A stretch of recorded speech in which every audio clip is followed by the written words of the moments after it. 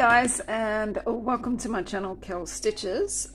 Today we are here to do a stitch with me, and I will be working on this one, which I just call Wolf Silhouette. I think that's the actual name of it anyway.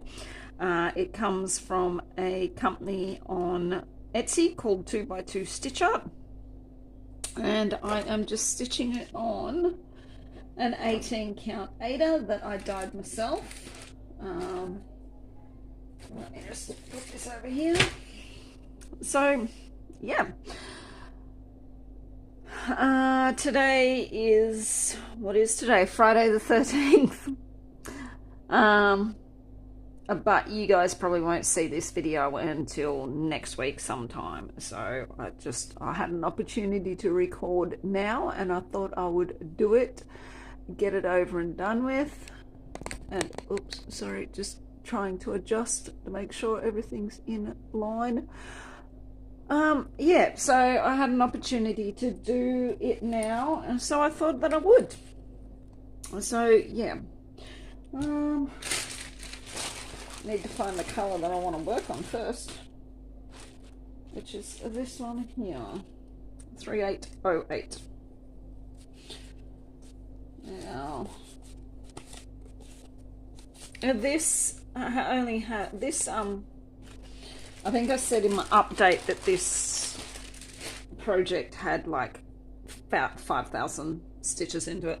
It's got 7,742 stitches to be exact. But I still think I can get it done this year. It is going to be a fairly easy stitch. Why do those two colors look the same? Got 3809 and 3808. No, there is a bit of a shade difference there. I was just like, holy shit, they look so similar. And these are actually DMC threads too, so if there was a bit of a discrepancy, I don't know what went wrong there. Alright, so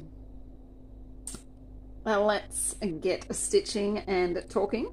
Gentlemen, this is probably not a subject that you are going to be very interested in. But ladies, let's talk about perimenopause, shall we? You know, that wonderful time in your life when your body decides that it no longer wants to make babies. And it is going to go absolutely haywire on you and make you think you're going freaking crazy. So, yeah, it is, I have actually dubbed it, I've actually called it reverse puberty, because that is exactly what I feel like. And I've just moved that. Let's see if we can get this back into position.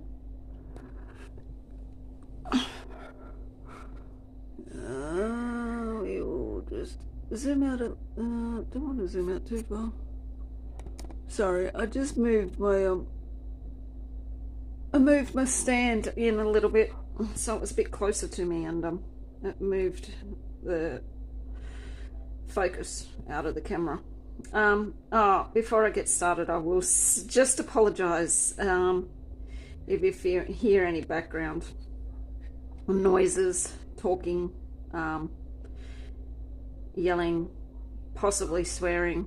The son is playing a game, a computer game, so he does get a little frustrated at times. So yeah, you may hear some things, but yeah, I do apologize for that. So yes, perimenopause, I have called it reverse puberty because all of those things that you went through in your teenage years have come back tenfold, with a few added bonuses thrown in just for shits and giggles. So yeah, and I can totally understand why they don't tell you about perimenopause when you're going through puberty, because who the hell wants to know that in approximately 30 to 40 years time, you will be going through this again, but probably worse. Yeah, if it's not scary enough going through puberty first time around, you definitely don't want to be looking forward to doing it again in 30 to 40 years. Yeah, that's just crazy. So I am 46 this year, and I have hit, well, I do believe that I have been in perimenopause for probably 5 years, but it is really starting to ramp up around about now. In the last probably 12 months, I've really noticed things. I am sorry if you can hear that car revving in the background. It is raining here finally, after being so dry, and the idiots are out and about and want to get out on the roads and do burnouts and doughies and all that sort of stupid shit that they get up to when it's raining. So I do apologize if you hear some of that as well. So let's talk some of these symptoms that I have noticed in myself. Now, I have quite a list here, and it is probably this subject will probably run over a couple of stitch with me's, I would be thinking, because I don't want to do a stitch with me that's like 3 hours long. If I can cap it at an hour, I'll be happy. So, symptoms. Some are just plain annoying, and some are, you sort of think, oh yeah, it's part of the aging process. Well, it kind of is. And your body saying, yeah, we're preparing you for the next stage of life. That's if you make it through it. Just a little fact that I found out. The highest suicide rate in women is between the ages of 45 and 54, which is during most of their perimenopause years. Because they really do feel like they're going crazy and no one understands them. Which is kind of sad as well. It is something that's never been talked about a great deal with women. It's just like, this is what happens, and this is how you deal with it. Now, I haven't seen my doctor for any hormone replacement therapy or anything like that, because I don't think I need it. My symptoms aren't crazy. It's just that I've just noticed a few changes. And I'd prefer not to go on hormone replacement therapy because of the way the hormones are actually harvested. It is not a nice thing at all. They used to, I think, what was it called? Ovumate? No, that's for horses. What's it called? There is one. Anyway, it'll probably come to me later. That uses pregnant mare hormones. And to get those hormones, they put the mares in foal and keep them in stables with bags attached to their back ends. So when they pee, they collect the pee, because that's where most of the hormones are. The pregnancy hormones are, and they collect the pee and then take the hormones out of that and Then when the mare foals out, they've got good 11 months of doing that with a mare. And then when the mare foals out, they get rid of the foal in any means that they see fit and put the mare straight back in foal. So she doesn't even have a chance to raise her foal, and she is basically just a machine to produce these hormones that go into a HRT drug. So I probably will refuse to take any HRT drug unless I do some research on it first. So yeah, that's just a little thing. Anyway, let's get back to some symptoms, hey? So let's see. One of the first things I probably noticed was, I don't know, what was it? As I said, I've probably been going through this for the last 5 years.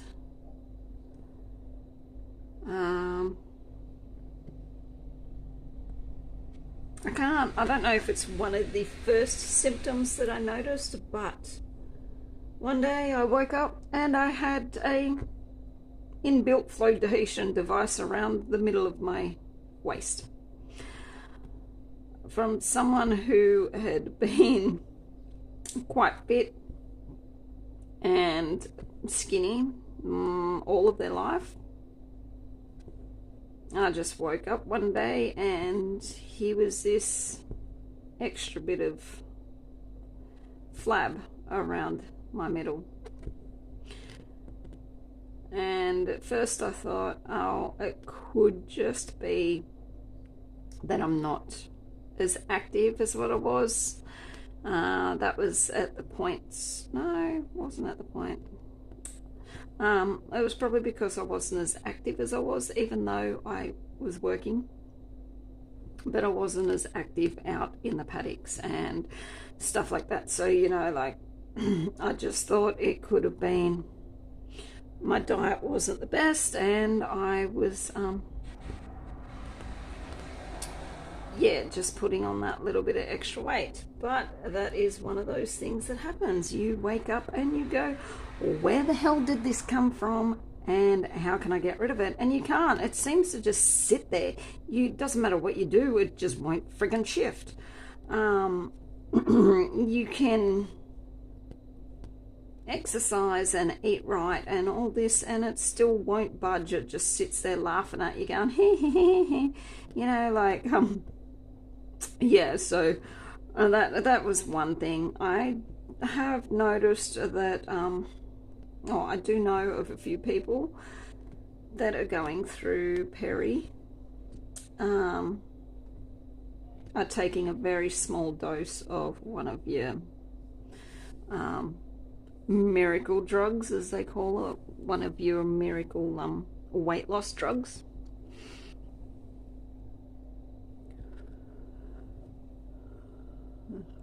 And that is currently all the rage, and has been for a while. So I do know of a few people that's taken that, and it has seemed to have helped them a little bit with the battle of that bulgy, not being able to get rid of that spare tire.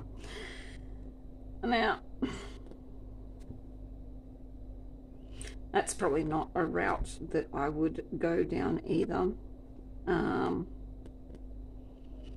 I have been trying to exercise a little bit, just doing some core muscles, core exercises, just trying to get that middle reduced a little bit. And I know it is, and you're probably going to hear this saying quite a bit, it is part of the aging process that you do put on a little bit of weight, but it's also something that I do struggle to deal with it. It's never been me. Not so much struggle, but yeah, sometimes I really get into the exercise and can see that it's making a difference, and then I just flatline and can't be bothered. If I can just get into the rhythm of doing the exercise and form it as a habit, it will just become second nature. But that's just one of those things. So, and then we went, so what else? So we've got the weight gain, and then we've got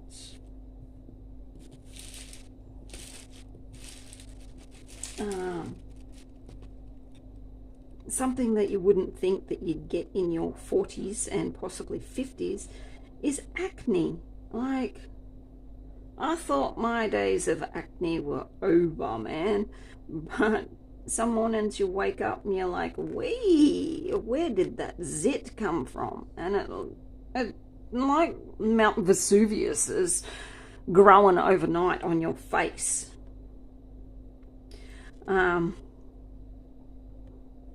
But that's them lovely hormones doing their thing and being right roll asses and putting you through all this again. Hopefully it's not as bad during peri as what it was during puberty, but and I haven't really found anything that will stop them. All you can do is, and it feels kind of weird going into the supermarket and that to buy pimple cream or like acne wash and stuff like that in your 40s. When you, I mean, yeah, okay, the person serving you probably doesn't know that it is for you personally, unless they're staring at that third eye that's in between your situated in between your eyebrows, because that's where it just decided to pop up. They probably just assume it's for one of your teenage kids. But yeah, acne is definitely one of those things that, and I haven't really found anything. I was told you can get the little, I think they're called pimple dots or pimple spots or something like that. They're just a little sticker that you put on overnight and you sleep with it on, and then you take it off in the morning, and it apparently either gets rid of the pimple or starts the process. So I haven't tried those.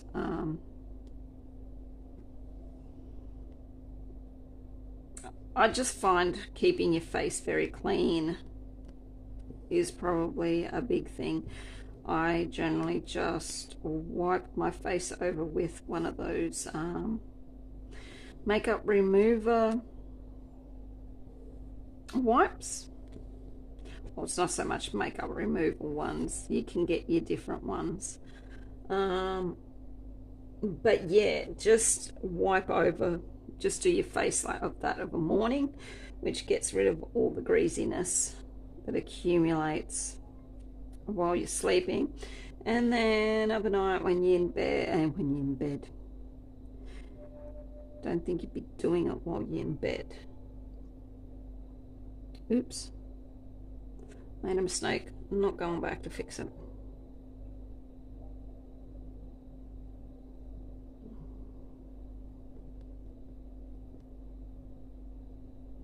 Oops, made a big mistake. Maybe I do have to go back to fix it.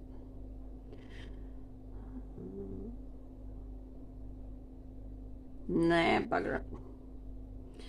I am not going back to fix it. Let's just keep going, shall we? I'll work that out when we get there.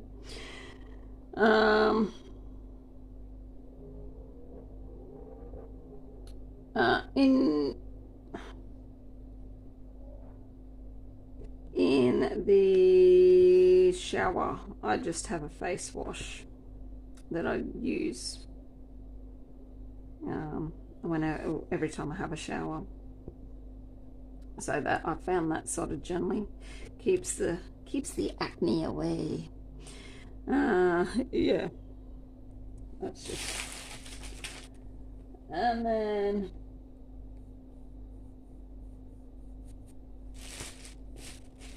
one thing I have noticed lately,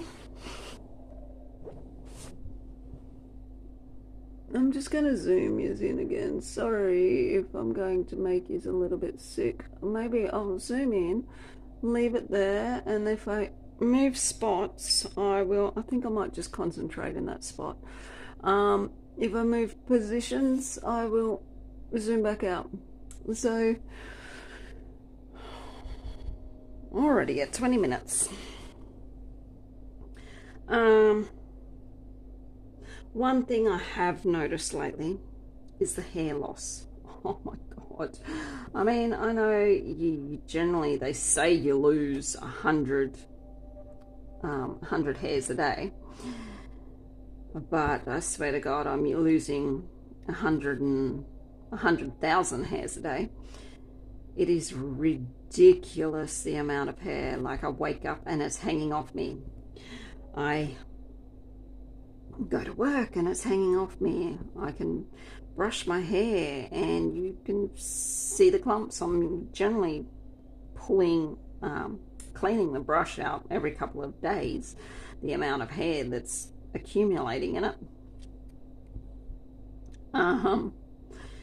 You wash your hair. Washing your hair is the funniest, because you wash your hair and you can feel like when you're pulling it, when you pull your hand through your hair to get all the water and that, and you end up with a massive clump of hair in your hand, and you sort of stand there going, what am I meant to do with this hair? I don't want it to go down the drain and block it up. So I tend to roll it into a little ball and put it on top of the because we've got a bar that runs across the top of the shower cubicle, and I put it on top of there, and 9 times out of 10 I forget to collect it as I'm leaving the shower. So the poor partner who goes in, when he goes in for a shower, finds these wet little hairballs sitting everywhere. Well, they're not really little. And I sort of thought that I might have been the only one that done it. But no, one of my work colleagues, we were discussing that the other day. And because we're always, amongst our, between us, we're always talking about perimenopause. There's about 4 of us that are probably right in the middle of it. And we're constantly talking about it with each other. And yeah, so we were talking about the hair loss, and she was saying about in the shower, and she was like, I don't know what to do with it, so I roll it into a little ball and sit it on top of my shower. And I started laughing, and she was like, what? And I said, I do the exact same thing, so it doesn't go down the drain and block it up. And she started laughing, and she was like, oh my God, I thought I was the only one that done that. So no, we probably are the only 2 widows that do that, but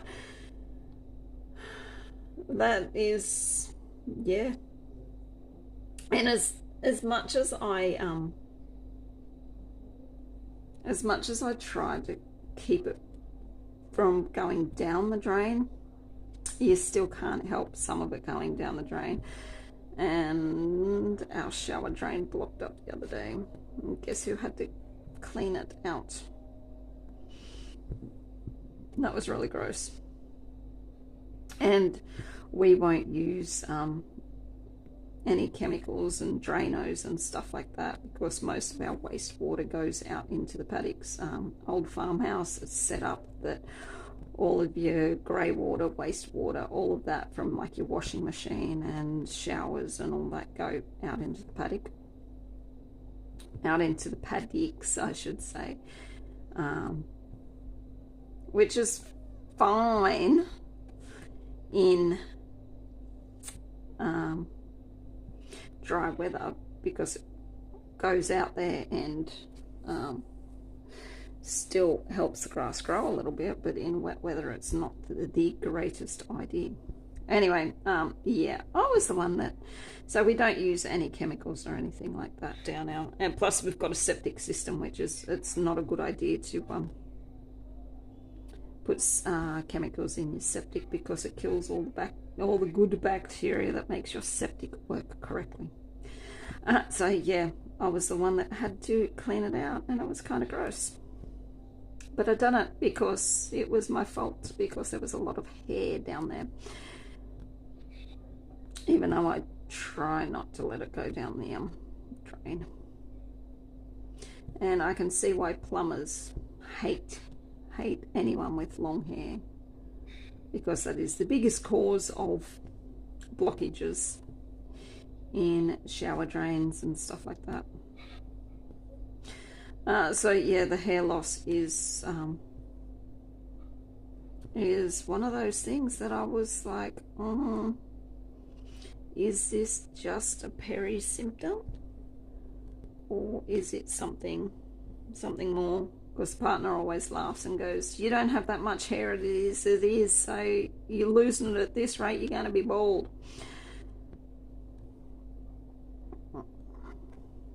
I've got plenty of hair. And then he complains that I've got too much hair because it's always in his face while he's sleeping. Lucky it's not long enough to strangle him with.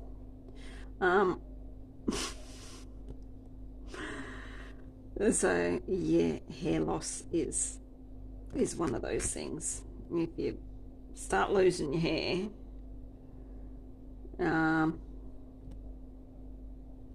you probably need to be a little bit concerned, because it could be an underlying condition.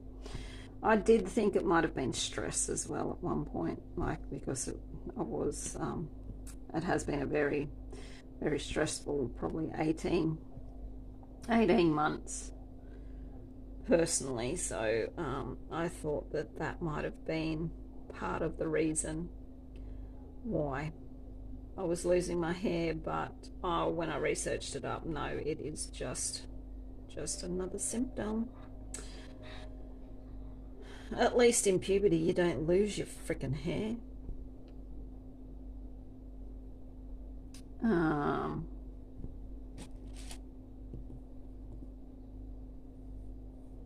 Okay, I do know what probably my first symptom of peri was, and that is anxiety attacks. That's when I've had my very first anxiety attack, it was a pretty big one, and I seriously thought I was dying, thought I was having a heart attack.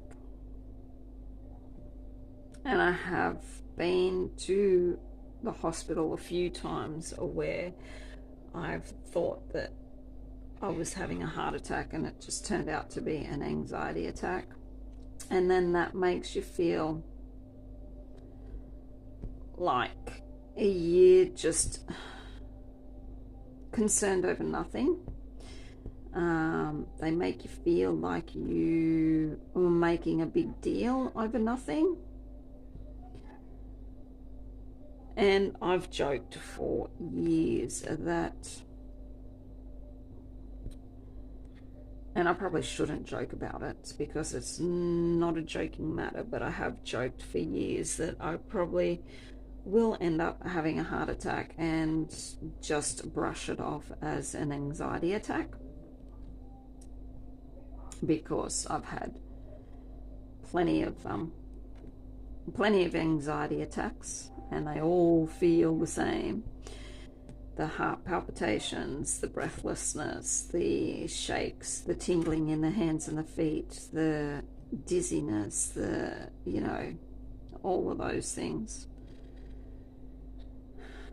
And as they say, heart attacks in women are, they present differently than men. So you can't always go off the standard symptoms, but luckily none of mine have been, and they've just been anxiety attacks, which can freak you out. I remember one year I had a massive anxiety attack at work on Mother's Day. And when I say massive anxiety attack, like we were flat out busy, had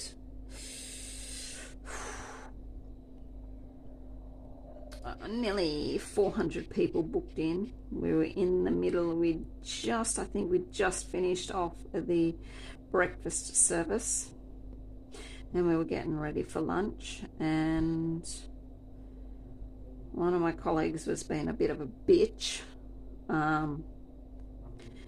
and I snapped back at her, and she said something, and I totally ignored her because she'd been a Miss Bossy Boots all day, couldn't handle the fact that she wasn't in charge and I was. She'd been a Miss Bossy Boots all day, and I put her in a place and went and served a customer, came back and turned around to go into the kitchen. And as soon as I turned around, I felt it hit me like a semi-trailer. And I went down, ended up on my hands and knees behind the counter, shaking and hyperventilating. And I was trying to crawl my way through the swinging kitchen door into the kitchen so I didn't stress out the customers. But my arms and legs would not work correctly. And I was shaking and my heart was pounding and what haven't you. And one of my, another colleague who actually has become a really good friend, she freaked out and she ran into the kitchen because we've got two kitchens at work. And she ran into the bigger kitchen and she was like, Kelly's down, Kelly's down. And the boss was like, what do you mean? And she's gone, no, Kelly's gone down. Like, I don't know what's wrong with her. She's gone down. And the boss goes, there's a doctor in the house, because her uncle was there with her mum to have Mother's Day lunch. And the boss was straight up like, there's a doctor in the house, get him. And he'd seen me go down, and he'd already got up and come around to the counter and helped me get through to the kitchen, and then took me out the back and sat me down, checked all my he checked my pulse and all that sort of stuff, spoke to me and that, and he was like, it's just an anxiety attack. And I said, yes, I know. And he just looked at me and he said, you have these quite often, don't you? And I was like, yeah, I do actually. So he was like, I just sit there for a while. If you come good, you'll be like, it'll be fine. I'll come back and check on you. And by the time, like, he made me drink a lemonade to get sugar stuff into me. And he came back to check on me, and I was like, yeah, I'm all good. Like within probably 20 minutes of me having this anxiety attack, I was fine. I was back up, I went back in and kept doing my job. But yeah, that was one that freaked everyone out. The rest of them didn't know what to do. One of the juniors ended up in tears because she thought I was there was something seriously wrong with me. And I just explained to them all that it's anxiety, and I just thought it was one of those things because anxiety does run in the family. But looking back on it now, I do think that was probably one of my first symptoms, was the onset of anxiety, because I'd never had it before. And it has settled down quite a bit. I haven't had an anxiety attack for quite a while, touch wood.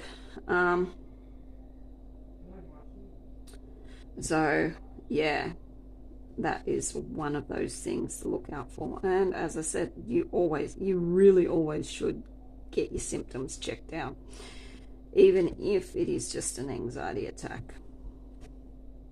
Don't let the hospital or the doctors just brush it off. Just get yourself checked out anyway. But did I have that written down? No, I did not. Don't know why. That just popped into my head about it. So yeah, the another thing that is really just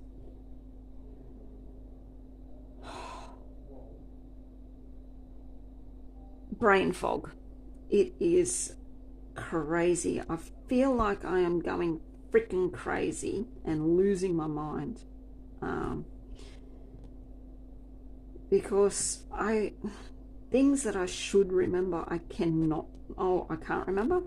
Like at work, I'll be doing something and I will get distracted and do something else and then completely forget what I was doing previously. And that's never been me. I've always been able to go back and finish off my jobs, go from one room to another and forget what you were going into the other room for. So you walk back out and try to remember. It is, and it just feels like you can't remember. You can't think correctly. You can't put words together correctly. You make up words now. I don't know if anyone else does, but I do. I make up words. And I should know the words for what I'm talking about, and I can't. I can't remember what the actual word was, so I make it up. We actually call it, we've actually nicknamed it word salad, because that's what it feels like. It feels like your words are all jumbled up, and that's part of this brain fog, I think, because your brain's not working correctly. It can't think of the words that you want, so it just starts spitting out any word that comes into its head. It is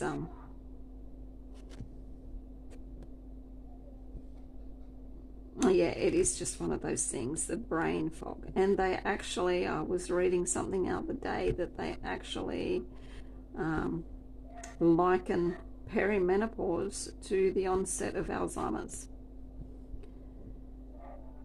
So if you think you feel like you're losing it, actually losing it in the sense of getting Alzheimer's or dementia, get checked out. But it could just be the fact that you are in perimenopause and your brain is taking a little holiday, as I like to say. Sometimes I will just stand there and stare into space at work, trying to remember what I was meant to be doing. I know there was one day when I answered the phone, I forgot my name. I was like, Bones Cafe and Restaurant, Kelly speaking? And it was just lucky that the person on the other end of the phone was a regular customer, and they just started laughing. And they were like, you forgot your name, didn't you? And I was like, yeah, I did, actually. I did forget my name. And they just started laughing. But even when I was like, Kelly speaking, I was trying to remember if Kelly was actually my name.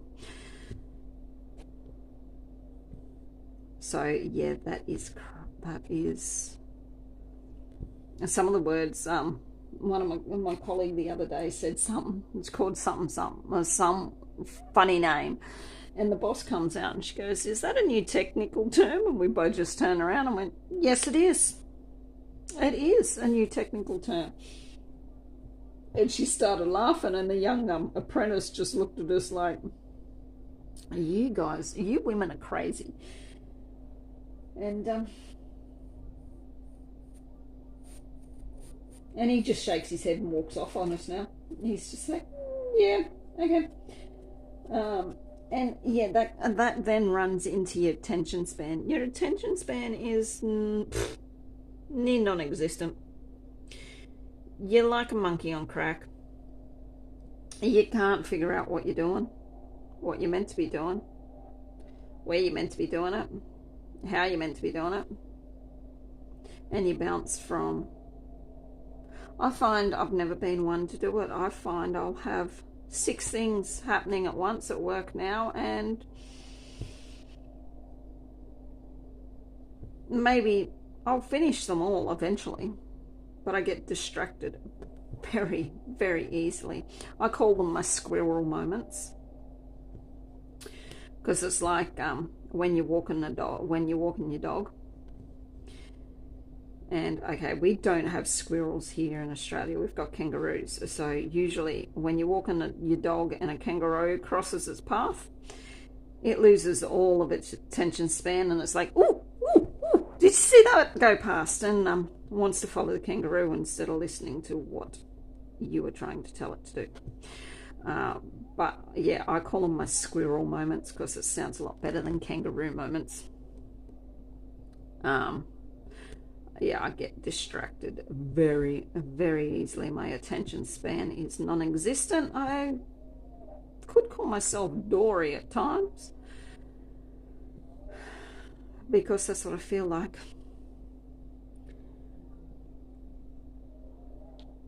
All right. Let's see. How far are we into this video? 41 minutes. Nice. And I'm not even halfway through my list of symptoms over here, so yeah, we're probably going to be doing another video with the rest of the symptoms later down the track.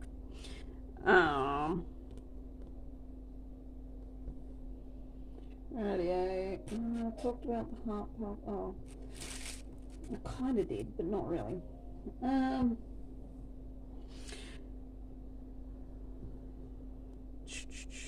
Just trying to think what ones. Let's do these ones. Mood swings. Oh my lord. You get whiplash with how quick your moods can change. It is. Woo. I know. You can be happy, and then you'll go to sad and crying at a goddamn advertisement on the television. Like, seriously? There's nothing to cry about, but you're crying over this frickin' ad. And it's hard to explain to your family why you're sitting there blubbering when there's no reason to blubber. Which is why I don't watch television anymore. No, jokes. I do watch TV. I just watch it on my phone. That way I can choose what I want to watch. But yeah, you're happy, you're sad, you're angry, you're quiet, you're hyperactive. I mean, these are all things that you can feel in a matter of 5 minutes. It's like your emotions have gone haywire and don't know what they're meant to be doing anymore.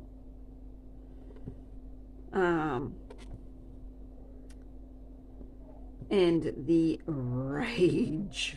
Oh my God. Rage in a cage. Just the... And over nothing. It can be instant rage over nothing. And you don't even know why you're angry, but you're just so angry that you just want to bash the crap out of something. I said that a good business idea would be a perimenopause rage room where women can go in and smash the shit out of something with a baseball bat or a wooden axe handle or a golf club or any weapon of their choice. I think that would be, and get their rage up. I think that would be an awesome idea.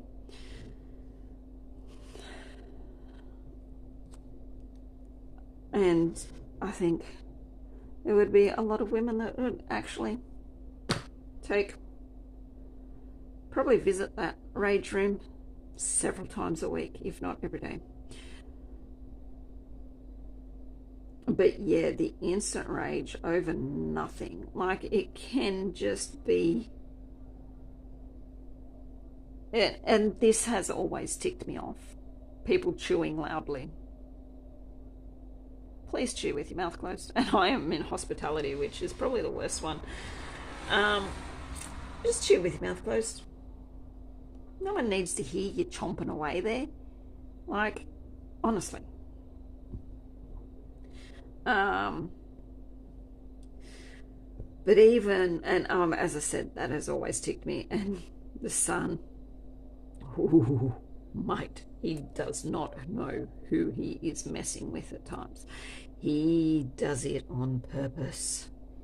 He will get potato chips and he will stand there and purposely crunch each and everyone with pleasure, just to see my shoulders tense up and my head tilt to the side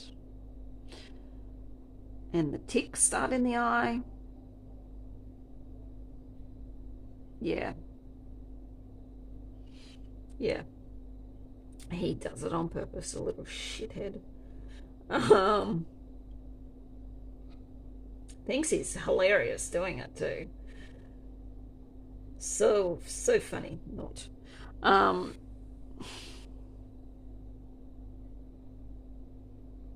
But yeah, the mood swings, the up and down and round about, and what are you doing? And here we go. And as I said, you change so fast that you get whiplash.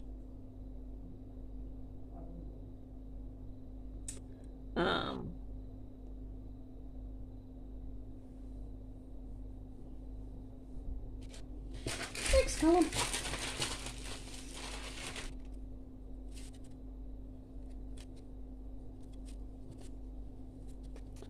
Oh, come on.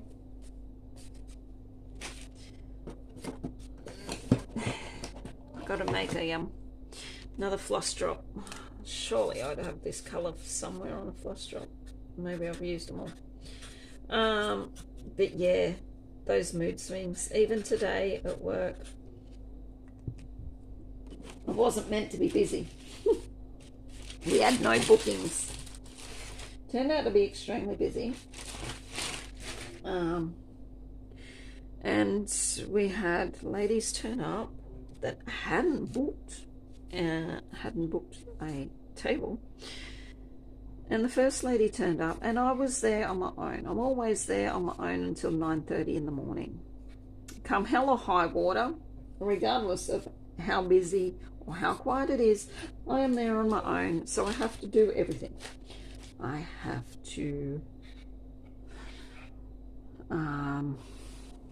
serve customers, make coffees, run meals, you know, all that sort of stuff.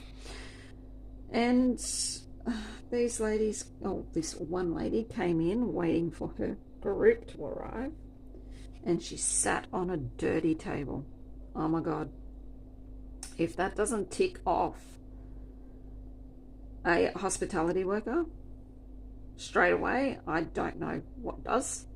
And you can be guaranteed that out of a restaurant, out of a whole restaurant, there could be one dirty table there, and most customers will beeline straight for that table, and they'll sit down and they will be like, "Oh, can you clean this table for me, please?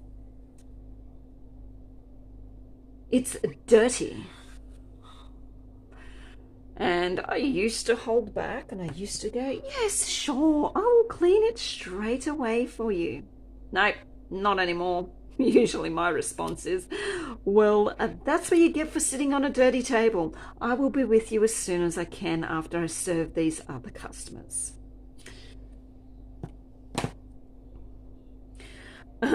Or if they sit at a dirty table, I'll leave it a little while. If they don't say, oh, can you clean this table for me, blah, blah, blah.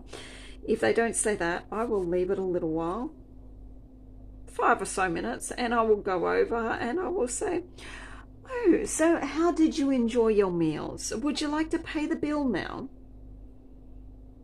Knowing perfectly well that they weren't the people that were sitting there and eating those meals. And usually they go, oh no, we just sat down. We want to order. And I usually say to them, well, usually it's an idea not to sit on a dirty table because you won't get served that way. But I don't know why. Why do people want us to head straight to the dirty tables? Like there's plenty of other freaking tables in the restaurant that's not dirty. You're doing it just to piss us off or something? Anyway, this lady came in. She sat at a dirty table. I was serving another customer. I had customers everywhere in the restaurant this morning. Freaking everywhere. And I was running behind on my coffees. The meals were going out. The kitchen was running quicker than I was. The meals were going out before I'd even got the coffees to the people. That's how busy I was. And I was serving this other customer, and I've just looked up, and I've dead eye looked her straight in the face, and I said, can you please not sit at a dirty table? And she was like, oh, yes, no, I'm not staying. I'm just waiting for some people. And I was like, yeah, rightio, whatever. And then it was a little bit later. She got up and left and came back in. And was like, oh, my group's arrived. We're sitting out the front. And I was like, yeah, okay, that's fine. Oh, there's about 9 of us. Yep, okay, knowing full well that knowing full well that we do not have a table for 9 people out there unless I pull some tables together, and the big table that is out there would have dirty dishes on it because people not long left after eating their breakfast. So I was like, yeah, and they've just gone and sat on a dirty table. They all came in to order, and they were only having coffee and cake, which that's fine. All came in for their coffee, ordered their coffees and that, and one lady goes, oh yes, but when you have time, can you just come out and clean the table off for us? And my temper was running a little short. My fuse was very short at that point. And I turned around and I said, yes, well, that is what happens when you sit on a dirty table and I am the only server in the restaurant at the moment. You are just going to have to wait. Oh, well, can I just put it on another table? No, you can't. There are people sitting at the other tables out there. What are you going to do? Sit dirty dishes on their table? No, you're not. So she goes, oh, well, how about if I just bring them in for you? Yeah, no, that is not helping me either. Just leave them on the table. I will come and get them as soon as I can. Again, that is what you get for sitting on a dirty table. But that shouldn't have ticked me off as much as it did, but it just did. And then when my other colleague got in, she said something, and I was like, yeah, that's the drinks for the table out front. And she was like, yes. And I said, beware, they are not very nice people. They are very pushy people. And she was like, yeah, no. And she went out and she was all happy and she said, oh, good morning, ladies. How are we today? And she said she just got blind stares and rudeness, and she comes back in and she was like, yep, I see what you mean. They really aren't nice people, are they? It's like, no. No, they're not. But that is an example of why it should not have annoyed me so much that they sat on a dirty table.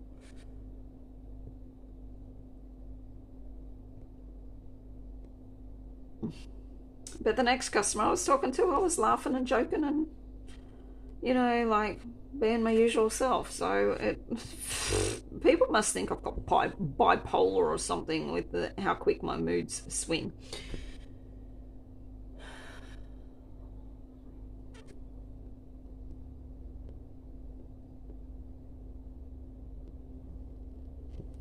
But yeah, mood swings are amazing. Trust me. No, just amazing they are.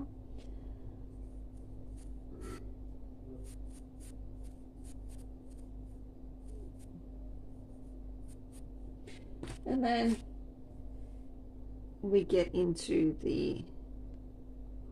I don't know if anyone else gets it, but ringing in the ears and itchy in the ears. It drives me insane. Like, at times, I'll just be standing there and then my ears will just start ringing, or they get really itchy, like right inside your ear hole. And the only way to alleviate it is to get an earbud and get in there and have a little bit of a jiggle around with it.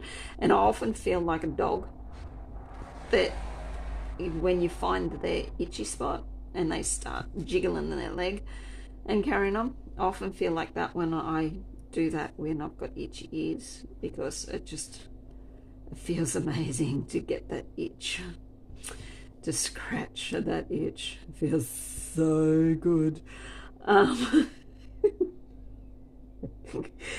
Oh yeah, the ringing and the itchiness in the ears doesn't drive me insane, because I think I already am insane. But it is one of those things that's just so annoying, which then leads me into just itchiness all over. Like, and it's not because you've got dry skin or anything, it's just you get itchy. And sometimes you get so itchy that you look like a crackhead on a high or on a trip that thinks he's got spiders crawling all over him or something. That's what you feel like, or probably look like, trying to scratch these itches that are moving all over your body.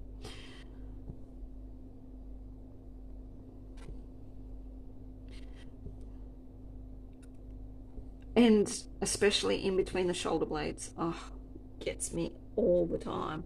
Right in between the shoulder blades, where you cannot reach unless you have Inspector Gadget, Go-Go Gadget arms.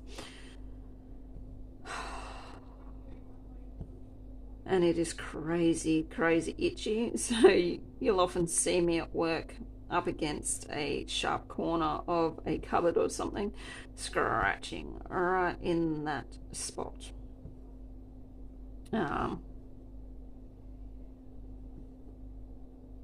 Yeah. Just crazy, crazy, crazy. That's what I mean. You feel like you're going crazy because people look at you like, what are you doing? And it's like, I'm itchy. Why are you so itchy? I don't know. I don't have lice. I don't have body lice, for God's sakes. I don't have mites. I'm just itchy. Crazy itchy. Although I have found I haven't been as itchy since I've started using some soaps that are made with goat's milk.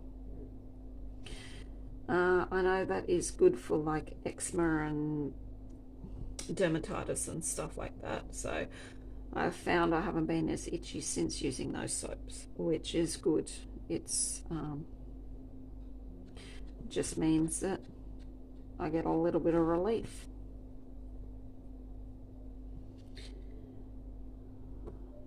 1, 2, up here. Yeah. So. And then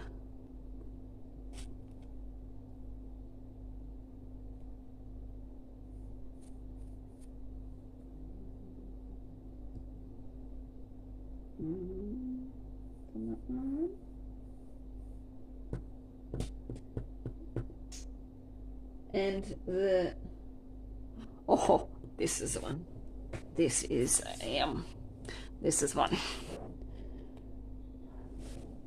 Just hit an hour mark, so I'll talk with this one, and then I think we will leave it as that, so it doesn't take me forever to process and upload this.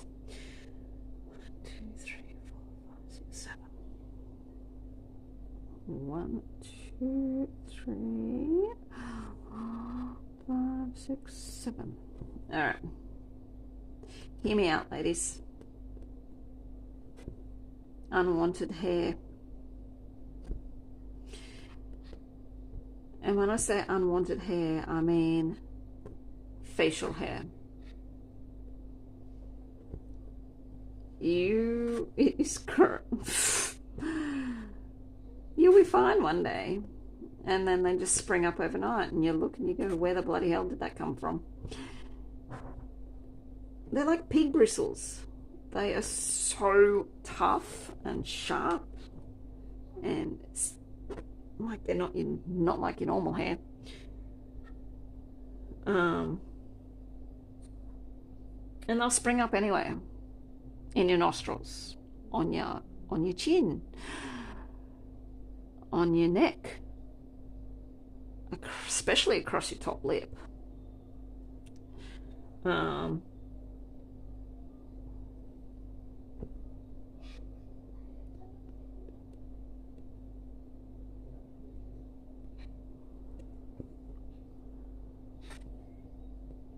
Yeah, like they will spring up everywhere.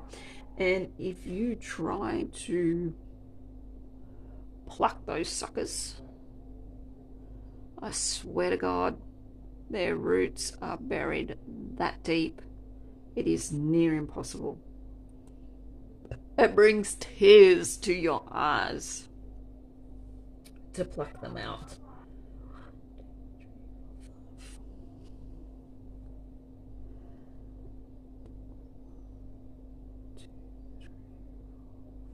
5.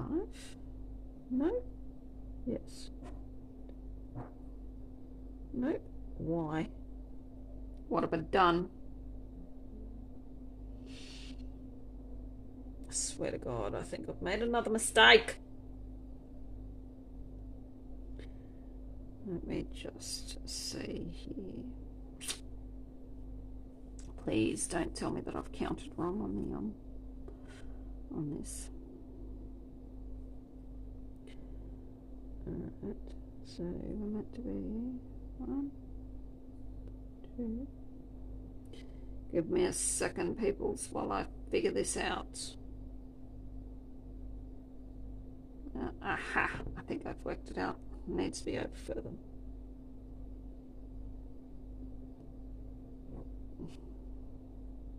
Let's just unstitch these couple here, and we will get back on track. But yeah, those pig bristles are not fun. At least you didn't have to deal with them in puberty. You just dealt with the hair growing in all other places that you probably didn't think it should, but it is meant to be there. Yeah, I understand why women shave, not so much shave, but wax their top lip and stuff, because sometimes I catch myself in the right light and the right angle, and I'm like, wee, mustachio.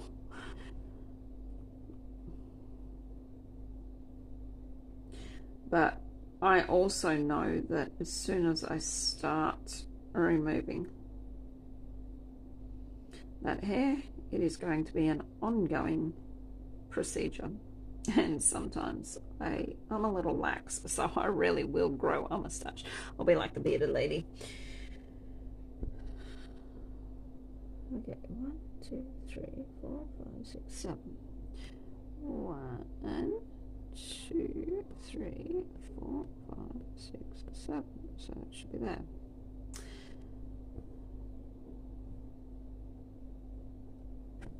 Yeah. If I start that procedure, it's going to have to be an ongoing, regular occurrence, because I will end up looking like the bearded lady. So that's why I haven't decided. I haven't done it yet. Haven't started it yet. Because I can just, what I got there isn't too bad, unless you get me in the right lighting. But usually I can sort of take care of those little bristly ones. I can usually feel them and just pluck them out. 1, 2, 3, 4, 5, because they are the ones that are annoying. They stick out, and they're not just normal hairs. They are like dark and thick and bristly. Why does our body do this to us?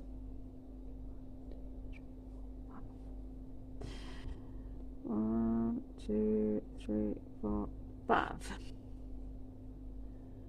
1, 2, 3, 5. 1, 2, 3, 4, 5. Go to that one. Yeah. Why does our body do this to us? As if we don't go through enough. But yeah.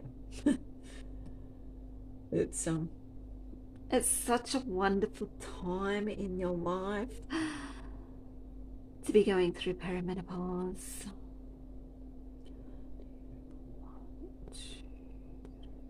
It is I mean, I know it's one of those things. It's just the progression into the next stage of your life.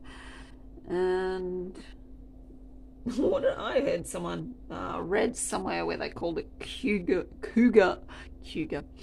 puberty, which kind of funny. But I prefer reverse puberty because that's more correct. 1, 2, 3, 4, 5. 1, 2. But yeah, it is, and I know I joke about it and crack jokes and say funny things about it, but honestly, it is serious. I was listening to, was it a podcast? Something. And they said it's when you start not feeling like yourself that you know you are in perimenopause. When you think to yourself, this is not me, I don't feel like myself. And you can fall into depression during menopause, perimenopause. So if you ever feel like you are struggling or you are having a hard time not coping,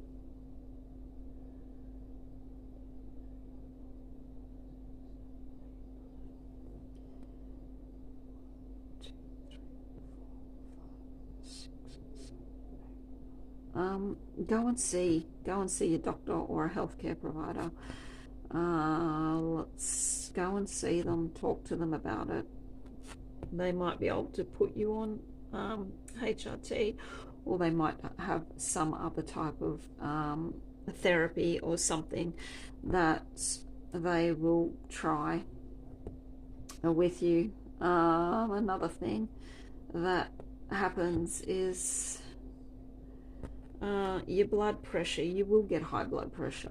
Not everyone, but you will, because your body's going through all these changes and all that. And so I have blood pressure myself now, high blood pressure, and probably have for years.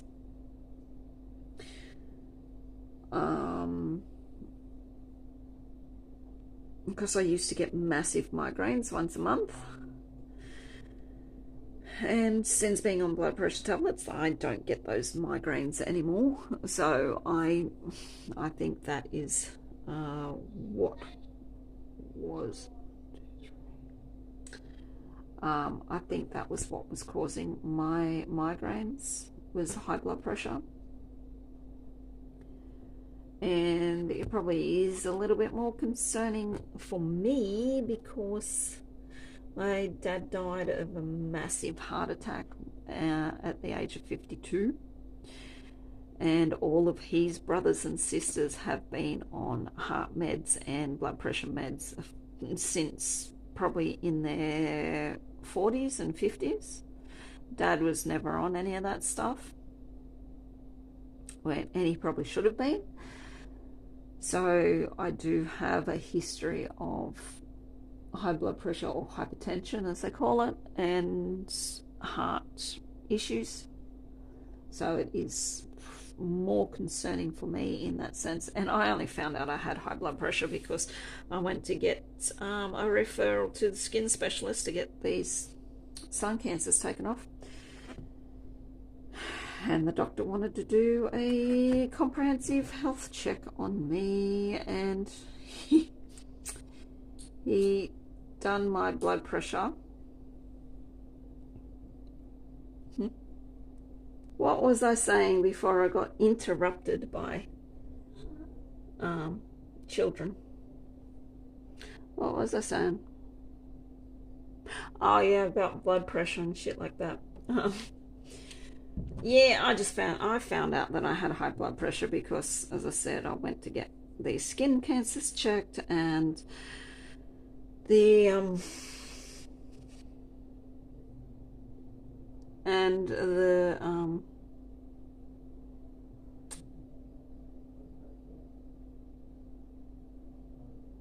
doctor wanted to do as I said, a bit of a health check.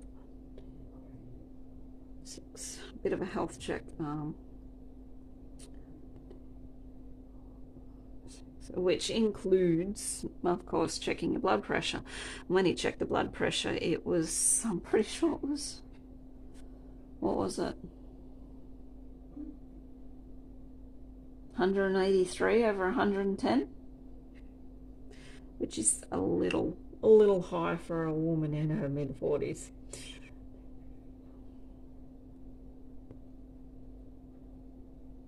So he wouldn't let me go. He made me he made me sit there and wait, and checked it again, and then he sent me up to the chemist in the shopping centre to get them to check it, just in case it was one of those things of, you know,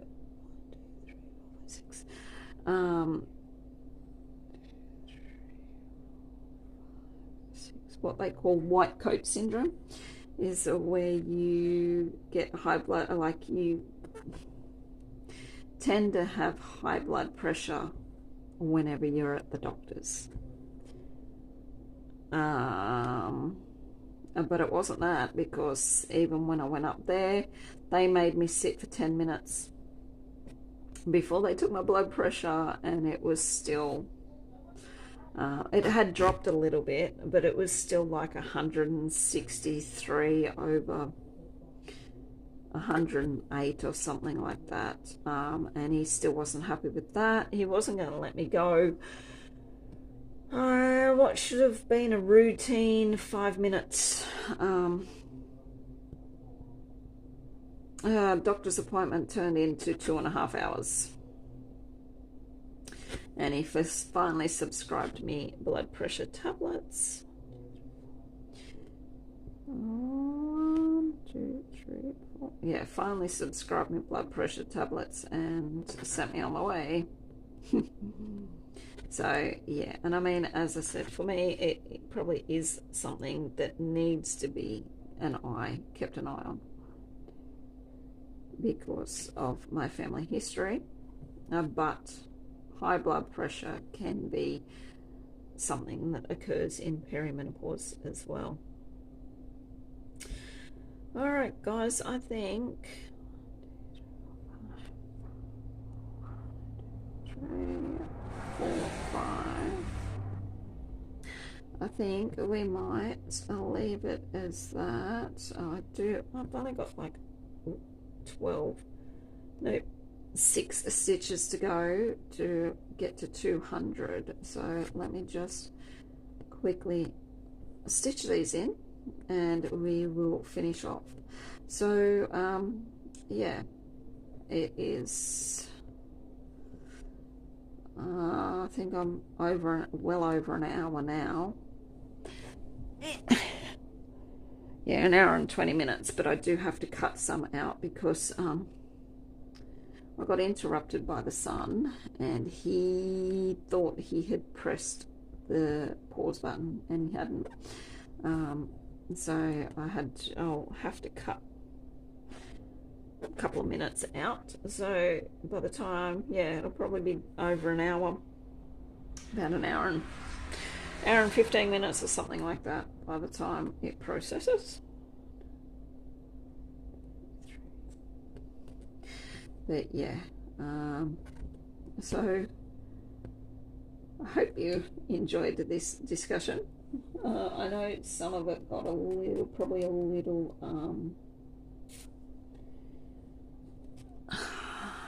little deep and a little probably morbid, but 1, 2, 3, 4,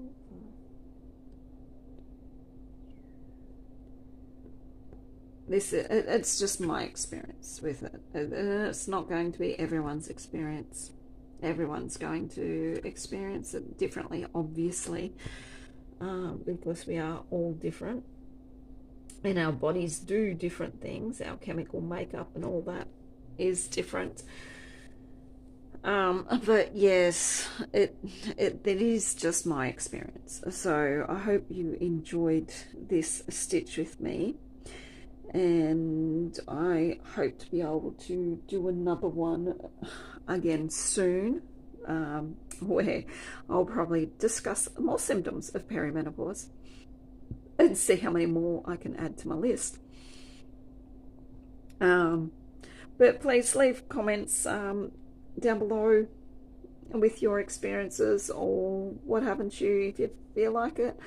And I do want to know, as I said at the start, it's not something that has ever been discussed or researched for women, is perimenopause and things that occur during it. And I think we really need to get it out there so women don't feel like they're going crazy. Now I understand why they now I understand why some women were institutionalized back in the 40s, 50s and 60s, because as they were going through perimenopause, they really did feel like that they were going crazy. And of course, back then, that's what they thought was happening, was you were going crazy. What the? I think I've made another mistake. Nope. 1, 2. Yes, I have. So annoying. That one's right, and that one's right, and that one's right. It is this one here that is not right. but I'm going to ignore that one. I'll just stitch over it in another color when I get to it, because it will be a darker color anyway. Where did that thread go to? Yeah, so I can understand why those things happened way back when, and we really do need some more women to stand up and say, hey, this is what I'm going through, and don't feel like you're alone, because we all go through it. I mean, some go through it and don't have any symptoms, some go through it and have every symptom under the sun plus a dozen more.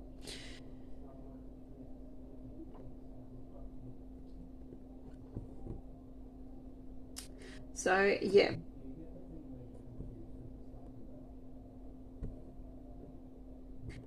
all right guys, I am 1 2 3 4 going to leave it, otherwise I'll keep rambling and this will turn into a 3-hour video.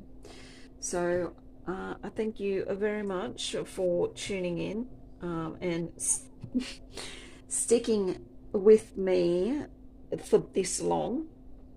I'm hoping that as I think of things to discuss and talk about, that I'll just write them down, make a note in a book, and have them there as discussion points for Stitch with Me, so I can have ideas, because sometimes I don't know what to talk about. I'm not a big one to talk about personal life.